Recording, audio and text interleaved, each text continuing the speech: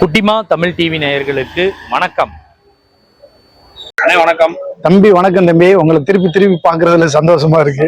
Theatre முன்னாடி சந்தோஷமா இருக்கு. அண்ணன் முகத்தை பார்த்தாவே தெரியலையா? ஆமா. என்ன படம் பாத்தியா தம்பி? அதர்ம கதைகள் ஒரு படம் தம்பி. மீண்டும் மீண்டும் திருப்பி திருப்பி. ஆமா, படத்துல ஏற்கனவே நீங்க நம்ம சேனல்ல சொல்லிருக்கீங்க 4 கதை இருக்குன்னு. ஆமா தம்பி. இப்ப 2வது தடவை பாத்துருக்கீங்களா? அதாவது 4 முறை பார்க்க போறேன். இன்னும் 2 தடவை பார்க்க போறீங்க? இன்னும் 2 தடவை பார்க்கும்போது எந்த தியேட்டர்னு சொல்லிங்க அங்கேயே வந்துடுறேன். வாங்க, நீங்க எத்தனை முறைனாலும் வாங்க, எந்த இடத்துக்கு வேணாலும் வாங்க. தியேட்டர் டிக்கெட்டோட உங்களுக்கு காமிக்கிறேன். ஆமா ஆமா. என்ன காரணம் அப்படி தெரியுமா? இந்த படம் திருப்பி திருப்பி பாக்குறதுக்கு மனசுக்கு ரொம்ப பிடிச்ச படமா இருக்கு. புரியாம ஒண்ணும் இல்ல. நல்லா புரியுது, நல்லா புரியுறது. புரியாம நான் படத்துக்கு வருவேனா? புரியலன்னா கூட சிலர் வந்து 2வது டைம் பாப்பாங்க. இல்ல படம் புடிச்சு பாக்குறது, புரியாம பாக்குறது இல்ல. நான் பாக்குறது வந்து மனசுக்கு பிடிச்சு, படம் பிடிச்சு, நடிச்சவங்க பிடிச்சு, வசனம் பேசுனது பிடிச்சு, இசையமைப்பாளர் பிடிச்சு, எடிட்டிங் நல்லா பண்ணது பிடிச்சு, இந்த மாதிரி இயக்குனர் நல்லா டைரக்ஷன் பண்ணிருக்காருங்கிறது பிடிச்சு, மொத்தத்துல பெரிய திரையில பாக்குறப்ப மனசு ரொம்ப இதமா இருக்கு. ஒரு கதையும் ஒரு விஷயத்த சொல்லுது, ஒரு மெசேஜ பாஸ் பண்ணுது. அப்படிங்கிற எல்லா விஷயத்தையும் பிடிச்சு போய் தான் இந்த மீண்டும் மீண்டும் மீண்டும் வந்து தியேட்டர் பார்க்கலாம். ஆமா, ஆமா 2ஆம் முறை. அப்படியே அதுதான் சொல்றேன்ல. அதாவது எங்கேயாவது ஒரு இடத்துல பார்ப்போம், இந்த படம் நம்ம முதலோட பிடிச்சிக்கிடுச்சு, படம் பார்த்தோம். 2வது பார்த்தா வந்து எப்படி இருக்கும், போர் அடிக்குதா அப்படின்னு செக் பண்ணலாம்னு தான் இந்த படத்துக்கு நான் வந்தேன். ஆனா தடவை பார்த்ததை காட்டிலும் அதர்ம கதைகள் மீண்டும் மீண்டும் பார்க்கக்கூடிய ஒரு படமா இருக்கு. 3ஆம் முறை பாக்குறப்ப மீண்டும் மீண்டும் மீண்டும் பார்க்கக்கூடிய படம் மாதிரி இருக்குமோன்னு தோணுது. கதாநாயகி அழகுதான் தம்பி. கதாநாயகியை ரசிக்கிற காலகட்டங்கள் தான் அன்னைக்கு இருந்து ஸ்ரீதேவி சிலுசுங்கால இருந்து எல்லாத்தையுமே ரசிக்கிறது தானே. அது ஒரு தவறு கிடையாது. அதையும் மீறி அழுத்தம் திருத்தமான கதை இருக்குல்ல, அது ரொம்ப முக்கியம்ல. கதை இருக்கிற சினிமா இப்ப வர்றது இல்ல தம்பி. இப்ப கதை இருக்கிற சினிமா என்ன ஒரு படம் வருது, அதுல ஒரு படம் அத்திப்பு புத்த மாதிரி நம்ம ஊர்ல சொல்லுவாங்க இல்ல, அந்த மாதிரி ஒரு படம் தான் அதர்ம கதைகள். அதனால வந்திருக்கேன். ஆமா ஆமா ஆமா. கதாநாயகிகள் எல்லா கதாநாயகரும் ரொம்ப சிறப்பா நடிச்சிருக்காங்க. கதாநாயகர்கள் எல்லா கதாநாயகரும் ரொம்ப நல்லபடியா நடிச்சிருக்காங்க தம்பி. சின்ன சின்ன ஆர்டிஸ்ட் கூட நிறைய பண்ணிருக்காங்க. சின்ன சின்ன வசனங்கள் கூட ரொம்ப நல்லா பேசிருக்காங்க. ஆமா, அதனாலதான் சொல்றேன் 2ஆம் முறை வந்திருக்கேன். 3ஆம் முறை நீங்க தம்பி சொன்ன மாதிரி, தம்பி அடுத்து இந்த தியேட்டருக்கு போக போறேன், இந்த ஷோ ஓடிட்டு இருக்கு, வாங்க அப்படின்னு போன் பண்ணிட்டு கூப்பிடுறேன், வந்துருங்க நீங்க. ஆமா. இந்த படத்துல வேற என்ன உங்களுக்கு ஏதாவது விட்டு போன விஷயம் ஏதாவது சொல்ல வேண்டியிருக்கா? இல்ல, விட்டு போன பிடிச்ச விஷயங்கள் வந்து நிறைய இருக்கு தம்பி. அதுல வந்து அதான் சொல்றேன்ல. இல்ல, படத்துல வந்து இயக்குனர் நல்லா பண்ணிருக்காரு, வசனம் நல்லா இருக்கு, 4 கதைகளா தேர்ந்தெடுத்த விதம் ரொம்ப நல்லா இருக்கு. ஆமா ஆமா. இப்ப நீங்க வந்து ஒரு படம் பார்க்கணும் தானே வந்திருக்கீங்க. இப்ப 4 கதை உங்களை ஏதாவது டிஸ்டர்ப் பண்ணுங்க? 4 கதையும் தனித்தனியா இருக்கு இல்லையா? இப்ப ஒரு இடத்துல நிக்கிறோம், 4 மனுஷனை சந்திக்கிறோம், 4 மனுஷங்களும் வேற விதமா இருப்பாங்க இல்லையா? ஒரு ஆளை சந்திச்சாலே நம்ம வந்து அவங்க சொல்ற அட்வைஸ தாங்க முடியாது. நீங்க 4 பேரை சந்திச்சீங்க, 4 கதை பாத்தீங்களா? அது உங்களுக்கு அதான் கரெக்ட். நீ சரியான கேள்வியை மீண்டும் மீண்டும் கேக்குறீங்க. அட்வைஸ் பண்ணாதான் நமக்கு வந்து மண்டை வலிக்கும், தலை வலிக்கும். படத்துல அட்வைஸ் இல்ல.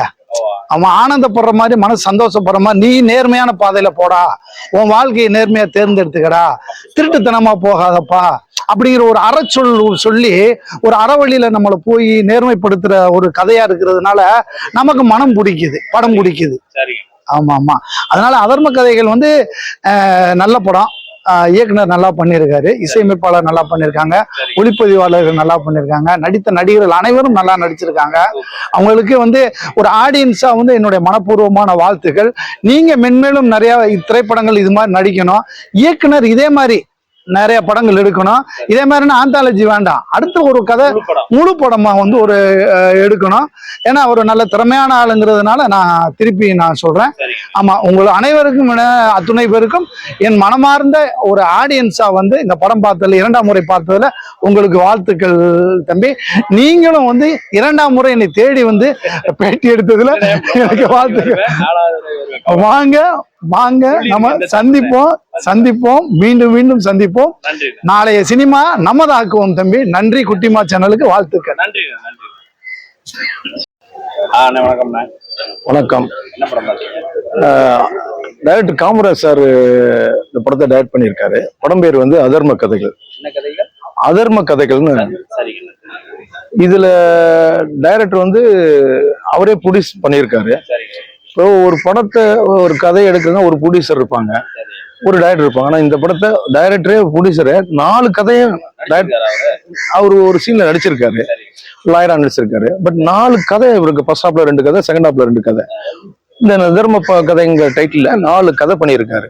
இந்த 4 கதையும் வித்தியாசமா கதை இருக்கு. ஆனா அதோட பேஸ் எல்லாமே பாத்தீங்கன்னா ஒவ்வொருத்தரும் இந்த உலகத்துல ஒவ்வொருத்தரும் வந்து ஒரு ஒரு பழிவாங்குதல் நோக்கத்திலேயே இருக்காங்க. பாதிக்கப்பட்ட அத்தனை பேருமே பழிவாங்குதல். ஏன்னா பாதிக்கப்பட்டவங்களுக்கு தான் வந்து அந்த அந்த அந்த வலிக்கும். அதனால பழி வாங்கணும்னு நினைப்பாங்க. அப்படி எப்படி பாதிக்கப்பட்ட 4 பேரும் எப்படி பழி வாங்குறாங்கன்னு 4 கதையில பண்ணியிருக்காரு. ஆனா 4 கதையிலுமே வந்து பாத்தீங்கன்னா 4வது வர கதையில என்னன்னா, பழி வாங்குறது நீங்க வந்து ஒருத்தன், அதாவது ஒரு கொலை பண்ணா நீ திரும்ப கொலை பண்ணு, அவனை வந்து உனக்கு போய் சொன்னா நீ திரும்ப போய் சொல்லு அப்படின்னு ஒவ்வொரு கதையிலும் வந்தாலும், ஆனா கடைசியா வர கதையில என்ன தெரியுமா, பழிவாங்குதல்ங்கிறது நீ திரும்ப அவனுக்கு நீ வந்து ஓங்கி அடிக்கிறது கிடையாது. நீ பழிவாங்குற நோக்கமே என்னன்னா, திரும்ப பழிவாங்கன்னா மன்னிக்கிறதுன்னு ஒண்ணு இருக்கு பாத்தீங்களா. அந்த மன்னிப்பு தான். நீ திரும்ப மன்னிப்பா கொடு. உன் பழிவாங்குதல வந்து திரும்ப பழிவாங்குறதால மன்னிப்பு கொடுன்னு சொல்ற கதையில பேஸ் இருக்கு. அதுதான் படத்தோட எண்டா முடிக்கிறாரு.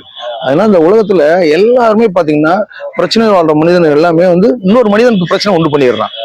அப்போ அந்த பிரச்சனையை அனுபவிச்ச மனிதன் வந்து அவனை பழிவாங்குறது நோக்கமா இருக்கான். அப்போ வன்முறை தான் அந்த ஒரு தெருவில் ஆரம்பிச்ச வன்முறை ஊருக்கு ஆரம்பிச்சு உலகத்து வரைக்கும் இன்னைக்கு வன்முறை அதிகமா இருக்கு. அந்த வன்முறையை எடுக்காத, மன்னிச்சு விடு. அப்ப அடுத்த வன்முறை அவன் பண்ண மாட்டான்னு இந்த பேஸ் சொல்லியிருக்காரு. அதுல இந்த 4 படத்துல வர 4 ஹீரோவா இருக்கு, 4 ஹீரோவா இருக்கட்டும், ஹீரோயினியா இருக்கட்டும், எல்லாமே நல்லபடியா பண்ணியிருக்காங்க. அதாவது இந்த டைரக்டர் வந்து இந்த படத்துல வந்து கஷ்டப்பட்டு இந்த படத்தை 4 கதைகளை வந்து ப்ரொடக்ஷன் எடுத்து கஷ்டப்பட்டு படத்துல தெரியுது. ஆனா படம் வந்து உண்மையிலே பாக்குறதுக்கு ரொம்ப நல்லா இருக்கு. 4 கதைகள் நல்லா இருக்கு. இது வந்து மக்களுக்கு தேவையான 4 கதைகளுமே மக்களுக்கு தேவையான கதை. அதாவது கமர்ஷியல் படம், 8வது சீன்ல சாங் வரணும், 10வது சீன்ல ஃபைட் வரணும் அப்படின்னு இந்த சினிமா மத்தியில அப்படிலாம் இல்லை. இந்த படத்துல ஒரு நல்ல கதை, 4 கதை பண்ணியிருக்காரு. அதுல எல்லாமே வித்தியாசமா கதை பண்ணியிருக்காரு. அதுக்காக டைரக்டருக்கும் சரி, அந்த படத்தை நடிச்ச அத்தனை கலைஞர்களும், நடிச்ச நடிகர்களுக்கும் சரி, நடிகைகளுக்கும் சரி, கலைஞர்களுக்கும் சரி, நிச்சயமா நம்ம பாராட்டியே ஆகணும். நன்றி. வணக்கம். பிரதர் வணக்கம். எப்படி இருக்கீங்க? நீங்க எப்படி இருக்கீங்க? நல்லா இருக்கேன். என்ன படம் பாத்தீங்க? ராயன். எப்படி இருக்கு? ராயன் வந்து தனுஷே இருக்கு. நான் ஃபர்ஸ்ட்ல இருந்து பார்க்கலாம்.